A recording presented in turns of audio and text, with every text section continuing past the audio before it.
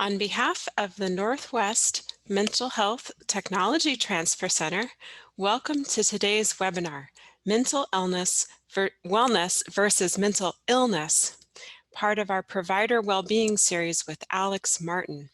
We're so grateful that so many of you could join us to learn more about this important topic, and we look forward to sharing information, tips, and guidance, as well as to having an exchange of information with everyone here today. My name is Dr. Gabrielle Orsi, and I'm a project manager for the Northwest MHTTC. I'd like to begin with a little introduction to the Northwest MHTTC.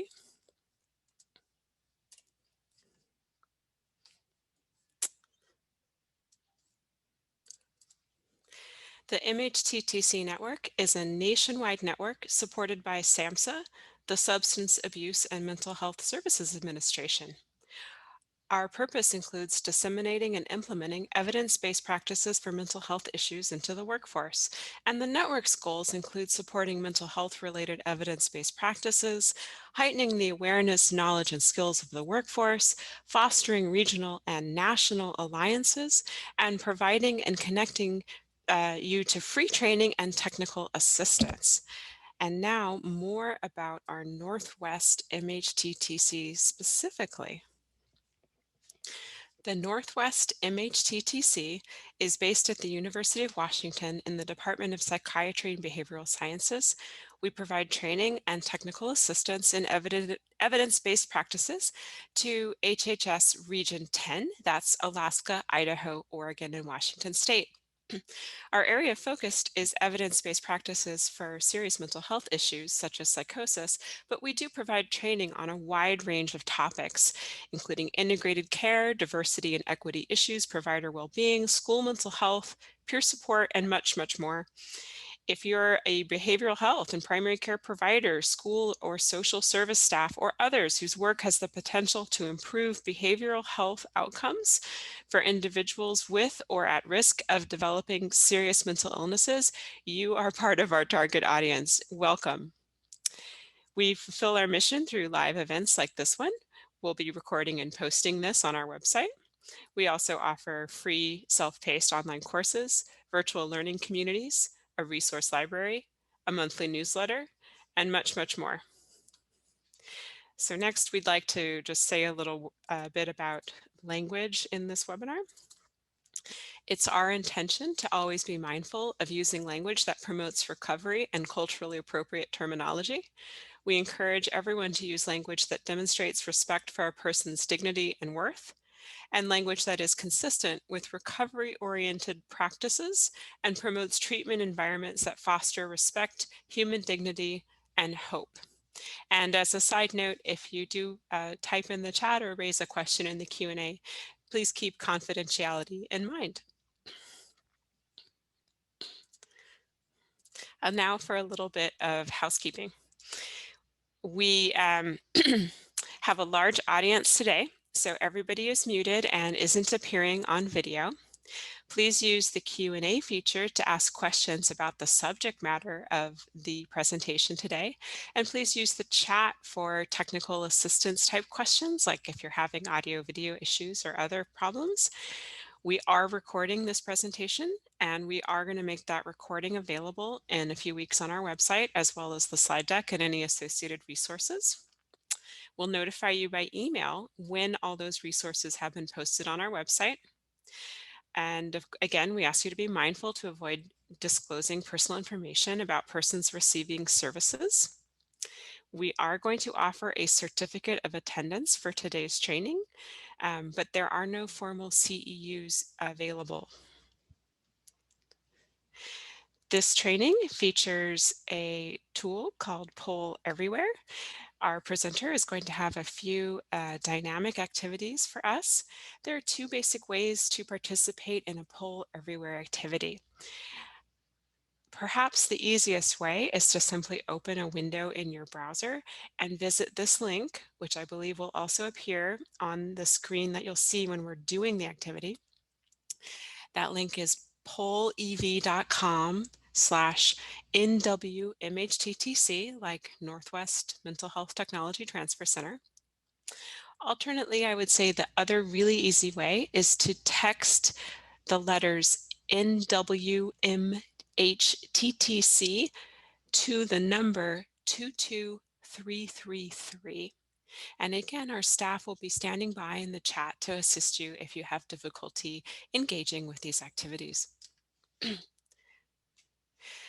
Last but certainly not least, your feedback is critical to our work, and we would very much appreciate your response to a short survey that takes just a few minutes to complete.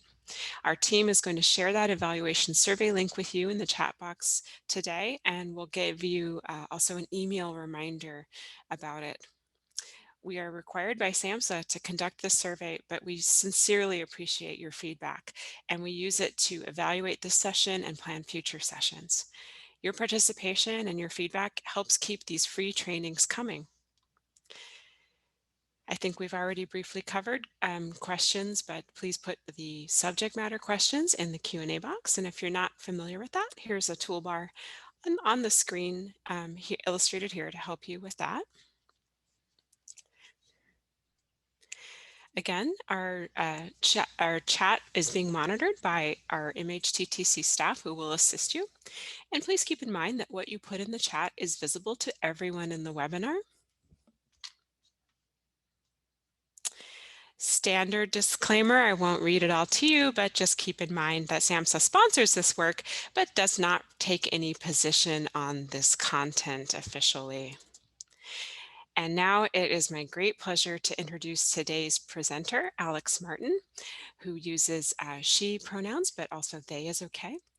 Alex is a dedicated professional who has been serving for many years our community, and specifically with a focus on the LGBTQIA plus community and communities of color. And you can read more about Alex in this slide here. I don't want to take up valuable time reading the slide aloud to you, but it is a sincere pleasure to welcome Alex today to the latest installment in this series about mental wellness versus mental illness. At the end of our talk, we'll have some time for questions and discussion. So without further ado, I'm really pleased to bring you Alex, and I'll stop screen sharing and pass the baton.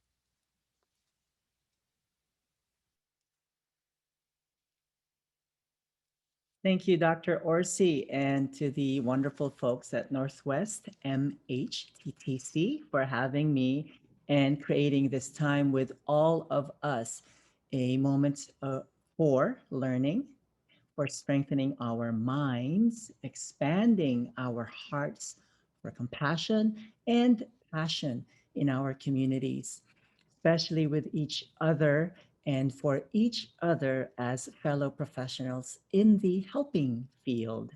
I saw some folks all the way from Ontario, Canada, and Mississippi, Alaska, Florida, Kentucky, Pennsylvania, California, Georgia, and good old Bellingham, Washington State, my home state. Thanks for sharing your day with us. Good morning, good afternoon, and good day, everyone. Happy St. Patrick's Day and happy spring.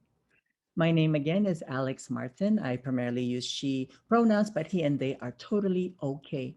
I am truly honored to share safe space with all of you and hope that this spring season, this time around, will allow us to bounce back into gear and create our new norms, our new normals.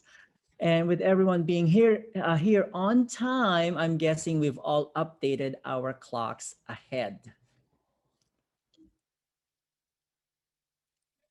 As we begin our time together, I acknowledge that I am on the traditional land of the Coast Salish people, the first people of Seattle, the Duwamish people, past and present, and honor with gratitude the land itself and the Duwamish tribe.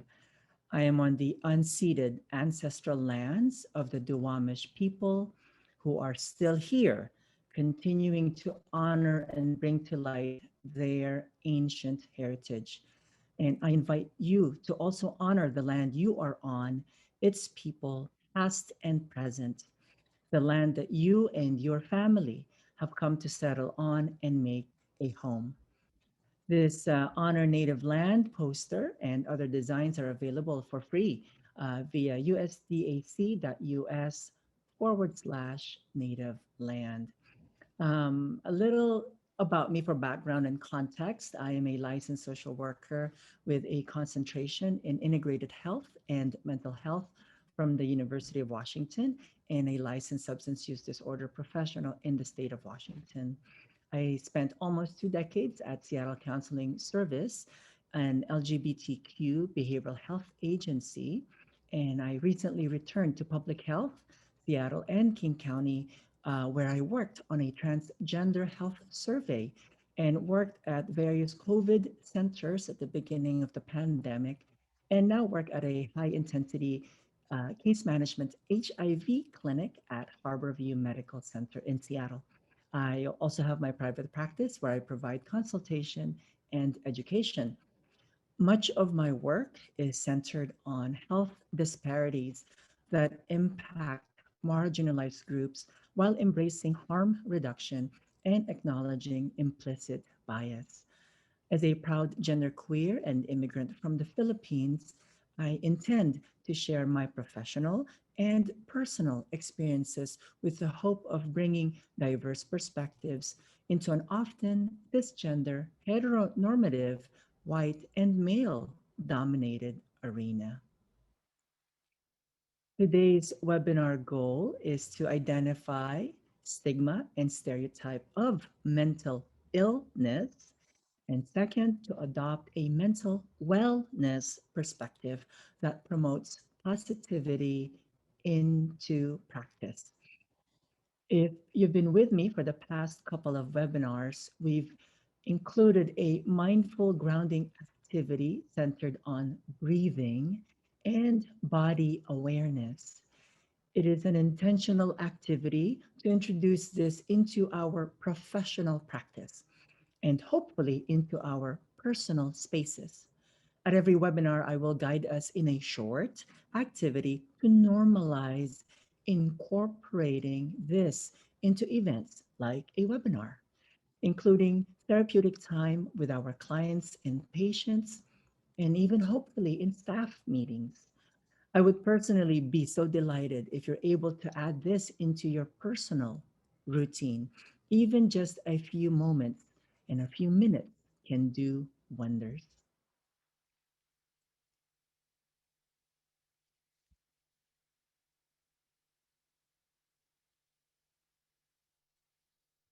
This mindfulness meditation activity is designed to assist in exploring our experiences in the present moment.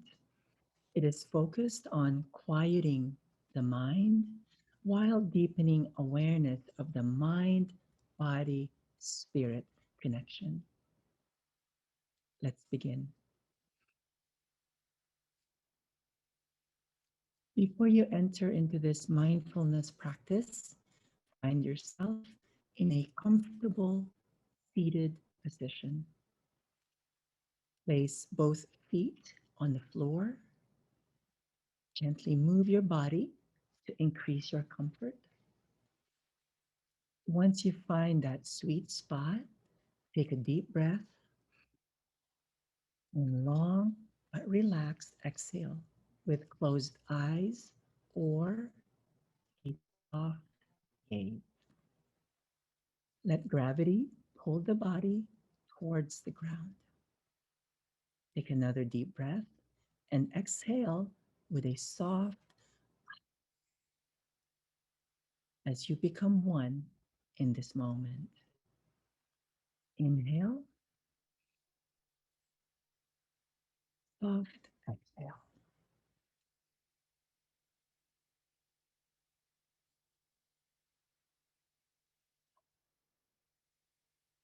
Should you feel sensations, let them be. Be one with your body. It has served you well and it has protected your mind, your heart, your spirit. Give it gratitude by simply being where you and me, where we all are right now. the here and the now and nowhere else. There is nothing to do but inhale in a soft,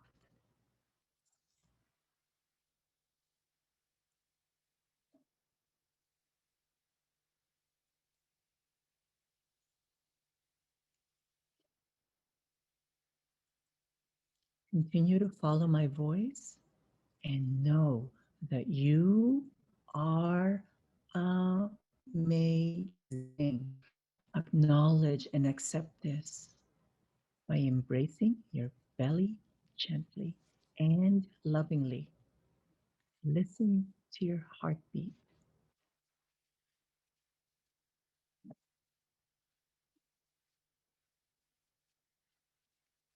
Feel free to move your palms towards your chest. Feel its power and might. Let it beat in its natural rhythm. Listen within. Listen deeply. Inhale in a soft,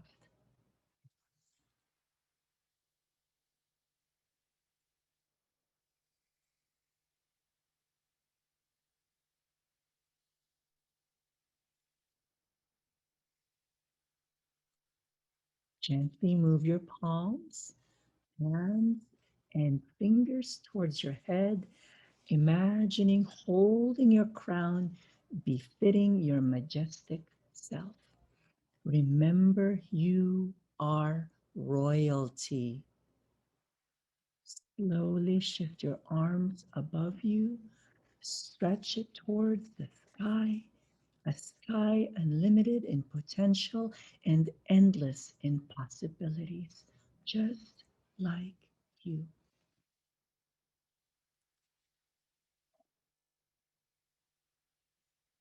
Gentle inhale, soft.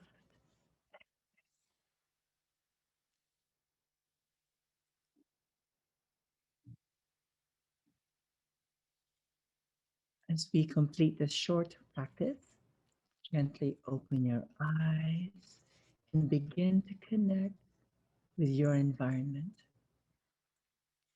Slowly take notice of discoveries, memories, images, voices, sensations, thoughts, feelings that bring joy, peace, and enlightenment.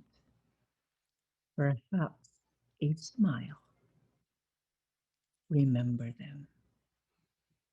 Gently inhale and softly.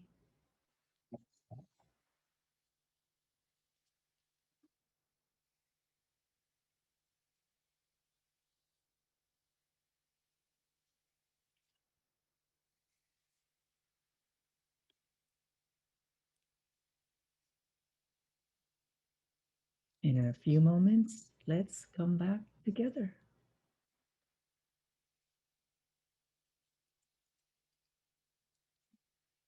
Thank you. One of the things that has come up for me while preparing for this is the recognition that all of us are very familiar with the topic, but sometimes we all need a little reminder to be mindful, including myself. Remember that you are all experts and we just need a little nudge,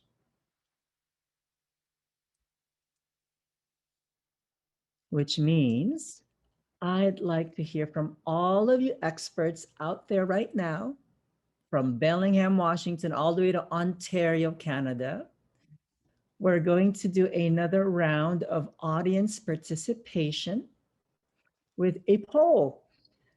You've been mentored by Dr. Orsi about how to get in touch and participate with Poll Everywhere.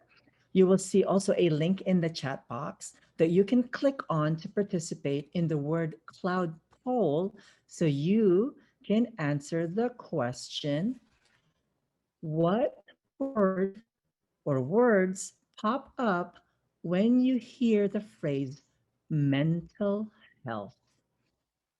So again, you can participate by clicking on the chat, now in the chat box for that link, or through the text option, and simply type in the words that pop up when you hear the phrase mental health.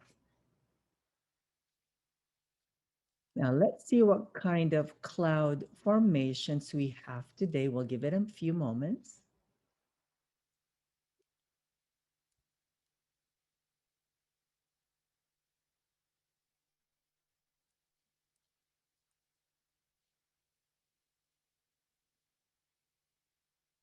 All right, so the question is, what has come up?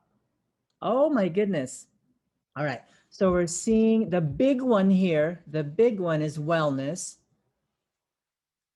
and followed by mind. And I see depression off to the side. I'm tilting my head because it's off to the side.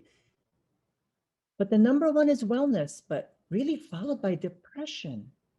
Mind, I'm seeing care pop up. Challenges, like biopsychosocial, I'm seeing serenity, I'm seeing stigma, healing, need, labels, I'm seeing anxiety, individualized, brain, career, persons,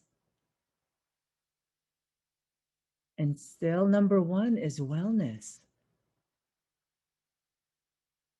So depression, mind, care, and the number one is still wellness. You know, in other studies and researches and even surveys very similar to this, what often people say, and it's very possible, I'm preaching to the choir here, is that when they hear the phrase or the word mental health, almost always people lean towards negative phrases and words, right?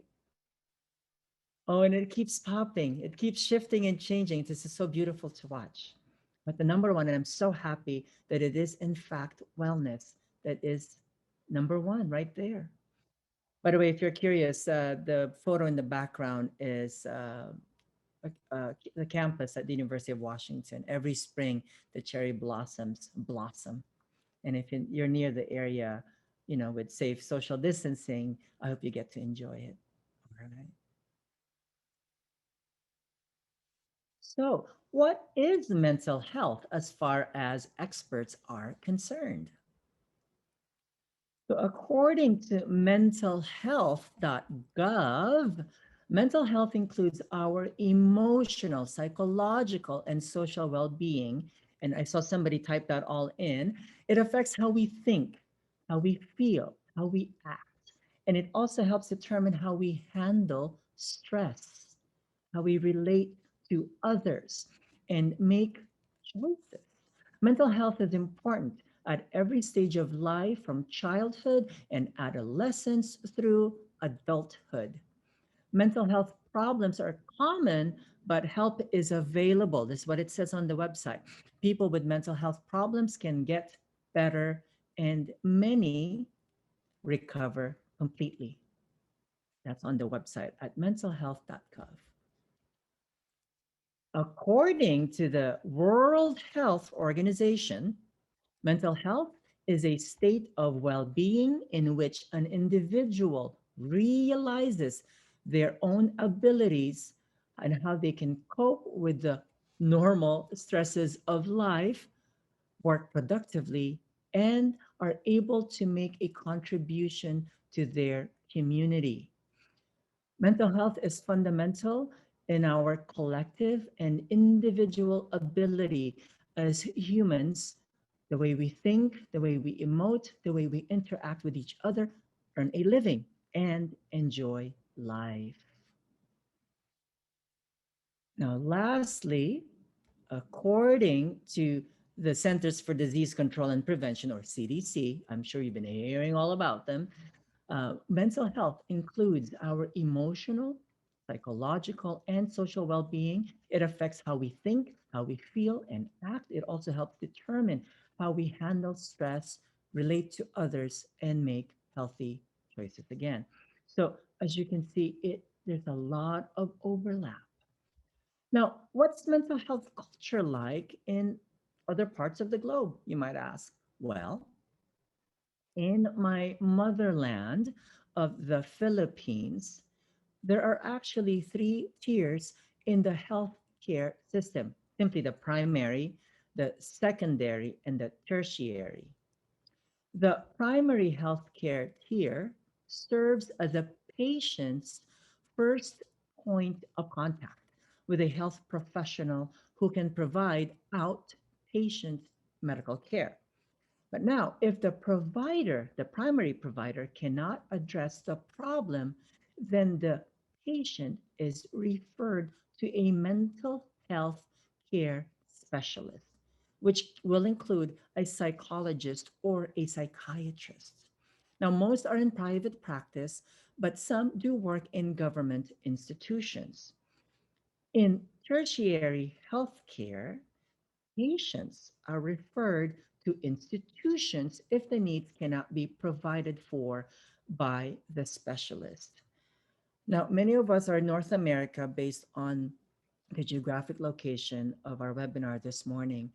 This is pretty different from what we're used to and what we're accustomed to, right? When I was a young person growing up in the Philippines, I remember from school one of the most notable literary works of Dr. Jose P. Rizal, the national hero of the Philippines, wrote a semi-fictional book called Noli Me Tangere, Latin, which stands for Touch Me Not. This was written in 1887. And I want to highlight one of its characters named Sisa, a mother who goes mad due to the harsh treatment of the Spanish soldiers, the death of one of her sons, and the other one disappearing. Now, although critics liken her to the symbolism of the Philippines' oppression from the Spaniards, it is very evident in popular culture now that the character Sisa is what mad and what crazy looks like.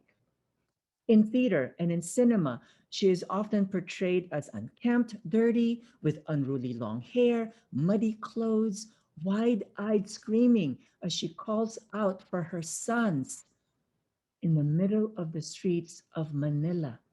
Crispin, Beltran, crying, screaming. To this very day, that is what looking crazy looks like. Later on in the neighborhood that I grew up in, we had a young girl neighbor who, believe it or not, did very much resemble Sisa. She too would walk around the neighborhood screaming inexplicably. Apparently, she was so smart that her mind couldn't keep up with, with her mind. And when it was time to enter college at the top engineering school in Manila, from the TV screen to the street I grew up on, that's what I thought crazy looked like. And please note, the phrase mental health or even mental illness wasn't really common speak. One was either normal or mental. Generally speaking, people with mental illness are treated harshly in Asia, in many Asian countries, than in any other country. Unlike physical symptoms, psychological or emotional symptoms are seen as social deterrents to work and family life, thus stigmatizing people with mental illness as dangerous and aggressive, and often associated with people experiencing substance use disorders. Popular media, including TV and cinema, often portray stereotypical and uneducated characteristics of mental illness in very, very negative narratives, perpetuating a myth of a misunderstood condition, no matter how much science backs it up. Often also, the supernatural and uber religious practices come into play. For example, the use of exorcism, the use of herbs with no known medicinal attributes are used to fix the mental disorder or to simply cast away the demon inside. The social stigma is so strong that public discussion, whether amongst groups of friends or in the media, is super taboo. At times, rationalizing the open and healthy discussion of mental illness, in fact, to be disrespectful. As you can see and as you can hear, just one example from another culture can absolutely impact our patients and our own views on mental illness. So now imagine someone like me, having grown up in the Philippines, imagining me as a patient and frankly, as a fellow provider with this social history and cultural background. Health literacy is very important. Now, let's bring back this idea to our practice. When we think about the way we do our assessments, our evaluations from our first session to our continued work with our patients, whether it's from weeks to months to years, how often are we made aware or how do we initiate the awareness of the histories and backgrounds, including the stereotypes and stigmas that our patients come with when dealing with their own mental health, mental illness, and mental wellness. So let's find out again. And again, in the chat box, you'll find a link that you can participate in and answer the question: how often do you, as a provider, make space and time to talk about patients' concept of mental health? And we're going to have fun with the options, and I'm already seeing answers here. I'm highlighting the winning points from the four Miss Universe from the Philippines. The choices are A, absolutely and always from start to finish with a silver lining, says Miss Universe 2018 Catriona Gray. Or is it B, when I remember and or if prompted by the patient? The universe, rather, says Miss Universe 2015 Pia Wurzbach. Or is it C? Wow, I'll definitely add this to my tool belt. And $1 million. Miss Universe 1973, Margie Moran. Or is it D? Rarely. It's not that relevant. If you've been on the moon for so long, says Miss Universe 1969, Gloria Diaz. All right. Let me move this little tab here. Oh, this is so wonderful. Majority, almost everyone. A, absolutely, and always from start to finish. That is beautiful. And a little bit of folks, when you remember, when we remember, and if prompted by the patient. Absolutely. Sometimes we have to wait for that cue from the patient, right? Being client-centered and being patient-focused. Oh, thank you for the honesty of folks. Thank you. C and D. Yes, absolutely. Add this. Add this. We're only human, right? And sometimes some folks say rarely. It's not that relevant. Well, hopefully after our time together that we might change your hearts and minds. All right.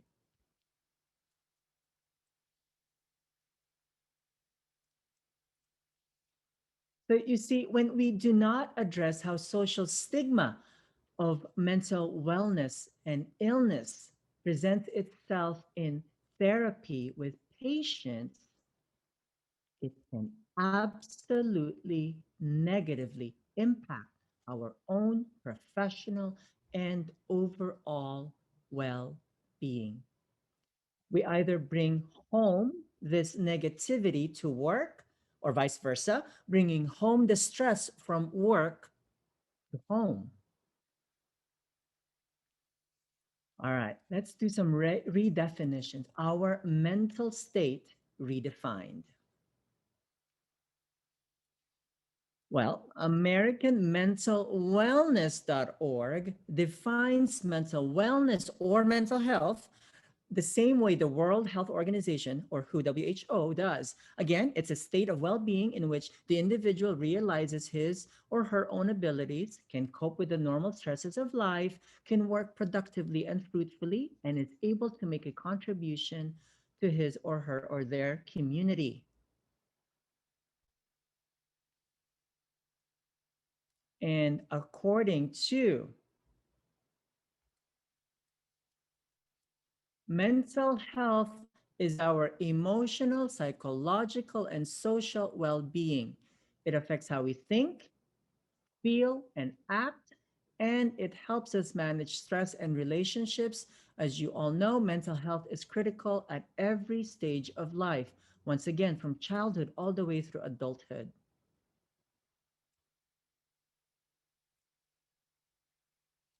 Mental illness are specific diagnosable health conditions, conditions involving emotion, thinking, and or behavior, or a combination of any of those. Mental illnesses are associated with distress and or problems functioning in social, work, or family activities. They are medical diagnoses that have behavioral components like any medical condition such as heart disease or diabetes. And I know you have heard this and you're hearing it again, but the reality is the social stigma and stereotyping is quite the norm in the field and in lay language and in our environments. So, how do we challenge this and adopt a positive perspective on our professional day to day presentation? Here are some of the things that I find very helpful and in no particular order. Start with self care. You're going to hear me over and over about this self care. However, that may look like, we as individuals need to put ourselves first and foremost. It's going to be hard encouraging our patients to self care when we go to work with 2 hours of sleep. Eat, pray, love. Second, and again, in no particular order per se, stop the stigma and shame. We have got to start this with ourselves. We have to make a cautious, conscious, and conscientious effort.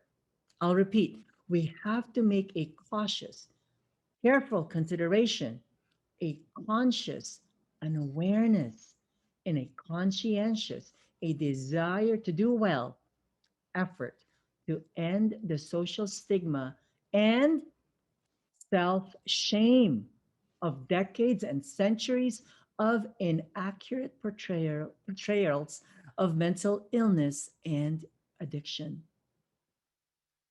Stop saying, for example, I'm so OCD when describing, say, enjoying house chores, or I'm depressed when you're describing feeling alone or lonely. You could very well be either of those two things, but when we mean something else, then don't use those words to perpetuate the stigma. Next, satiate the spirit. What do I mean with this? Live, work, pose, enjoy your work in the field, because if you don't, it's not going to last very long. Live, work, pose, enjoy the work environment. And if you don't, ooh, better start consulting. Talk with your supervisor, talk with your professional peers, talk with your family, including your chosen family. Talk with your loved ones, your partner, your partners. Talk with your children. Talk with them how you present yourself before and after work. Who are you when you come home, right? By the way, this is Billy Porter at the Met Gala 2019. He's one of the main characters in the series Pose, hence the live, work, pose phrase. Next, no to negativity. It's absolutely acceptable to set your boundaries. When coworkers start talking about, or dare I say, gossip about whomever that does not foster a healthy work environment, simply say, I'm not interested. No means no. No means no. No and O. Next, pause and play with positivity. Pause, take a moment, and then play. Or head on to play. Push that button right away. Make time for celebration. Absolutely and positively applaud mental wellness. Clap for the many success stories, right? You woke up, clap about it. You made it on time to work. You took your 15-minute break. Laugh. Do your happy cry with your patients, with our patients. We're also human with natural and normal emotions where we can also be mad, we can be glad, or we could be sad. Pause and play with positivity. Next, because if you don't, you've got to be gentle. Be gentle, otherwise, burn out. Kindness goes a long way. Be especially kind to yourself. I have to remind myself that as well. Oh, I'm the worst critic of myself. So we have got to be especially kind to ourselves. Sooner or later, that midnight candle will burn out. So, in the meantime, let's celebrate these amazing firefighters from 1916 to now. The firefighters, not firemen, firefighters, firewomen. I don't know if it's actually firewomen, it's firefighters. All right. Oh my goodness, the time just flew by. Our time together is so short. It's so short. So, our next slide, I will share with you some resources. So, here are a couple of resources that I found to be helpful in guiding myself. Side note, now some folks have noticed I've only been sharing a couple of resources, like two or three, and this is very intentional. In my own professional practice, when sharing resources with patients and clients, I share at least two, though, sometimes three resources. The reason for the minimum number two resources is so that the person has autonomy over choice, including yourselves. And I generally do not go over three options so as not to overwhelm the person. Also, I encourage them to also research so that they can practice independently and recognize healthy resources available to them. Who but yourself will know yourself better and the best, right? Now, but because there's been a request, and I want you to know that I do take your feedback positively and openly. So I will make a point to offer my top three, maybe five resources in the future that I find to be personally and professionally helpful in my own practice. And I hope that you will find them helpful as well.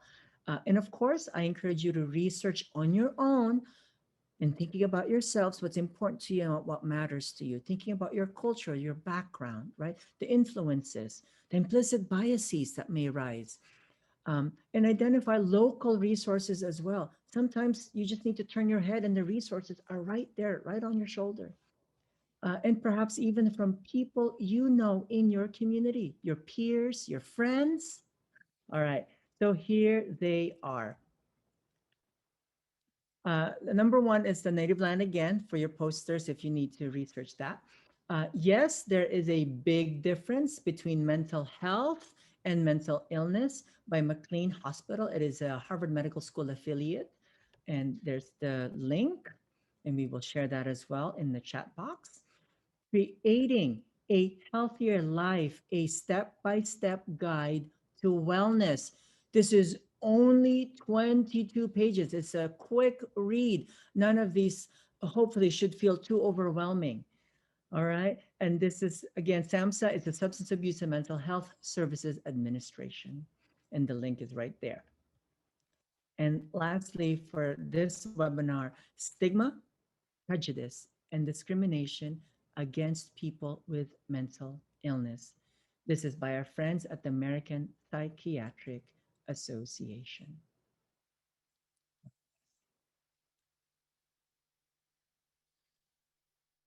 As we transition to the lovely folks at Northwest MHTTC for the question and answer, I would like to simply say thank you for your time.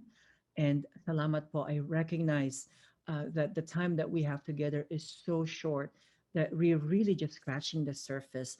But I hope that this at least encouraged you and that helped you scratch that itch and that it encourages you to look for more resources, but I hope that this is just the beginning of a conversation to be had with yourselves, with your peers, and the people in your personal lives. Thank you so much.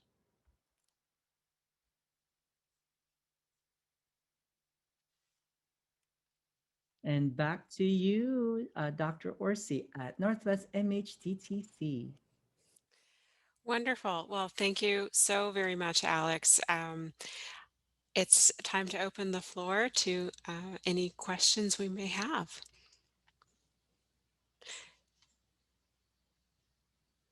Thank you, Nomi Martinez. Yeah. Thank So, you, Jacqueline Loud. yeah, I'm curious, Alex, if you can give us an example. I think you had given us one or two of ways that we can individually combat stigma around mental illness and in our everyday kind of lives and work. I think one of the things you'd suggested was reframing language choices. Absolutely. And I'm seeing that right here. I'm going back into the chat box and I love the dialogue that's happening. I see that Charles and Dr. Joy, they were talking about how the word but is so negative. So instead of using but, I see an example here to changing it to yet, which makes it more positive. I'm more accustomed to saying and instead of but, right? Saying and. Also starting with positives, right? Even if say you might rationalize that you might be sharing a constructive criticism, right? But still starting with the positive, acknowledging that you heard them, right? And believe it or not, and I find myself in this that even though I might say, I'm being hard knuckle about it, like I don't know if I agree with that, but the moment I even rephrase or I quote what they said, just by saying it and hearing myself say it, almost instantaneously, I'm like, wait a minute, that's absolutely right. And so that can be so magical as well. Let me make sure I go up. All right. Oh, we just jumped to 10 more. Da, da, da, da, da. Lots of positive response to what you're saying in the chat. We've got one question in the Q&A from Oh, yes, yes, Jessica. yes. She asks, and I'm sorry, Jessica, I presume you use she, her pronouns. Can you talk about how easily people confuse mental illness, the clinical, Mhm. with trauma, the situational? Well, I think the cue that I'm taking from that, Jessica, by the way, thank you so much for that question. Um, because I'm gonna no, I will assume, and I'm using my own words here. I will assume when we say people, that it would be lay folks, right? There is absolutely a conflation of mental illness with trauma experience that can be situational versus clinical. Um, because one of the things that that helps you to understand it is it's it's the best that they can express and explain what's happening for them. I think the takeaway from when people talk about situational experiences, their narratives mm, that are traumatic, and and when they conflate it with mental illness, is to take away that they're sharing their story. Pull out the gist of it, pull out the meat of it. And as the professional, as the provider, I feel that we then have the responsibility then to help them read through, right, and filter through the the the, the way they're communicating with us, and share.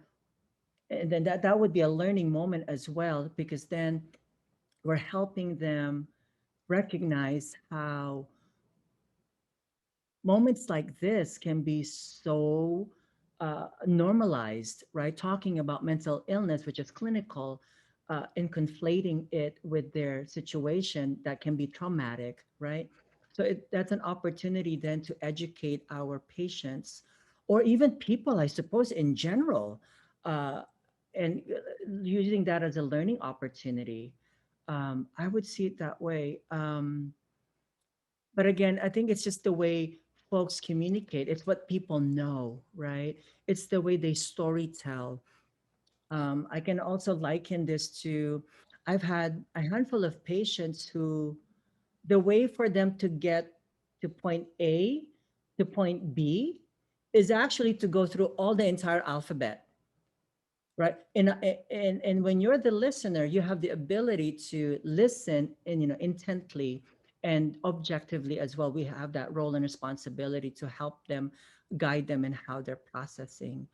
So I hope I'm answering that question. I think it's also, it feels also like an opinion, the way I'm sharing it, because it's how easily people get it confused. From my experience, sometimes it's just the way people communicate, uh, partly because they're not in that world of behavioral health, and that other folks don't necessarily know to distinguish how certain words mean differently in a different context. Thank you. Thank you. That makes a lot of a sense. And I'm just going to take a moment here to look in the chat to see if we have any other outstanding questions. I'm seeing a lot of thank yous, and I really appreciate, and I want to. I'm really humbled by the gratitude of folks. But I do want to remind you. I hope that you're also going to look at the mirror and say thank you, or hopefully just look at yourselves via Zoom, right, or your reflection. First and foremost, you have to show gratitude to yourselves. I have to remind myself as well. Wonderful, wonderful. I would like to remind everybody that Alex will be joining us again on April 21st, and the link for that registration got posted in the chat. We'd also like to take a moment to ask you to give us your feedback, and the link for the evaluation survey has been posted in the chat. It's really critical to our work that we get your evaluations, and we really appreciate each and every evaluation we receive.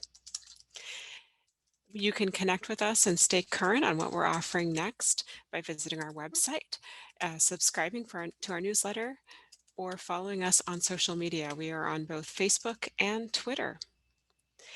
Thank you very much for your time today, and thank you very much, Alex, for another wonderful presentation.